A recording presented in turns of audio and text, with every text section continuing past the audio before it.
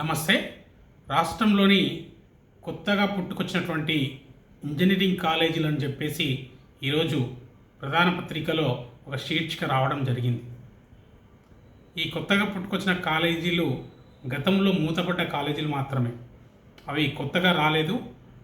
అవి గతంలో ఉన్నటువంటి కాలేజీలను కొన్ని సంవత్సరాల కింద మూతపడ్డాయి. అదే కళాశాలలు మళ్ళీ ఈ సంవత్సరం రీఓపెన్ చేస్తున్నారు. ఆ కళాశాలలకు అనుమతులు ఎలా వచ్చాయి అనేది మనం చూసినట్టయితే కళాశాలలకు ఉన్నటువంటి పలుకుబడితోటి, వాళ్ళ రాజకీయంతో, వాళ్ళకు ఉన్నటువంటి పరపతితోటి పర్మిషన్లు తెచ్చుకున్నారనేది అయితే వాస్తవం అయితే బయటకు కనపడుతుంది. మనకి స్పష్టంగా మనం ఒకటి అర్థం చేసుకోవాలి. ఇక్కడ ఆ కళాశాలలు గతంలోనే పనిచేశాయి, చాలా మంచి పేరొందిన కళాశాలలే.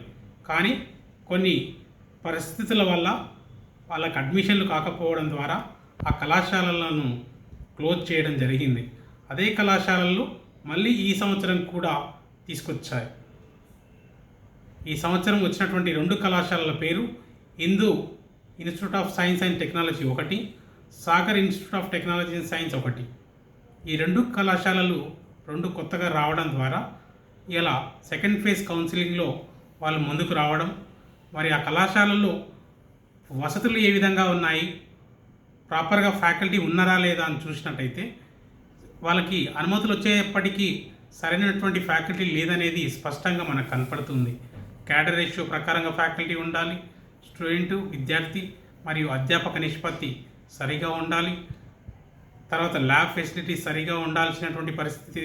ఎందుకంటే గతంలో కాలేజీ క్లోజ్ చేసినప్పుడే అప్పటికప్పుడు కాలేజీలో ఉన్నటువంటి ఇన్ఫ్రాస్ట్రక్చర్ మొత్తం కూడా అమ్ముకున్నటువంటి పరిస్థితి. మరి ఇప్పుడు ఆ ఇన్ఫ్రాస్ట్రక్చర్ ఏర్పాటు చేశారా లేదా అనేది కూడా ఒక ప్రశ్నగానే మిగిలిపోతుంది. మెయిన్గా మనం అబ్జర్వ్ చేస్తే ఫ్యాకల్టీ ఉన్నారా లేదా స్పష్టంగా అర్థమైపోతుంది. క్యాడర్ రేషియో ప్రకారంగా ఫ్యాకల్టీ మెయింటైన్ చేయాల్సినటువంటి అవసరం ఉంది.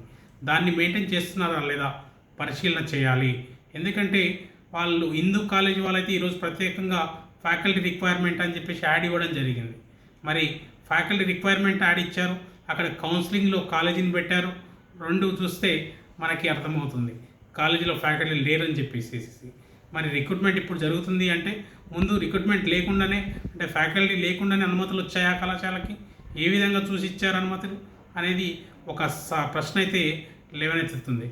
ఏది ఏమైనా ఈ రాష్ట్ర ప్రభుత్వం కానీ మరియు కేంద్ర ప్రభుత్వం కానీ విద్యా వ్యవస్థ పైన పూర్తిగా ఆలోచన చేయాల్సినటువంటి అవసరం అయితే ఉంది. ఎందుకంటే అనుమతులు ఇచ్చేటప్పుడు ఒకసారి ఆలోచన చేసుకొని అనుమతులు ఇస్తే బాగుంటుంది. ఎందుకంటే ఇవాళ సాంకేతిక విద్యను అభివృద్ధి చేస్తుంటే మేము వద్దనడం లేదు, కానీ ఆ కళాశాలలకు ఉన్నటువంటి వసతులు ఎలా ఉన్నాయి, అక్కడ పనిచేసేటువంటి అధ్యాపకులు ఉన్నారా లేరా, వాటన్నిటిని పరిశీలించాల్సినటువంటి అవసరం ఉంది. పేద మధ్యతరగతి విద్యార్థులు చదువుకునేటువంటి కళాశాలలో మరి ఇవాళ ఫ్యాకల్టీ లేకపోతే ఎలాంటి ఇబ్బందులు ఎదుర్కోవచ్చు, వారికి నాణ్యమైనటువంటి విద్య అందుతుందా లేదా అనేది ఒక ప్రశ్న అయితే అందుతుంది. ఏది ఏమైనా ఒకసారి రాష్ట్ర ప్రభుత్వానికి తెలియజేసేది ఏమనగా,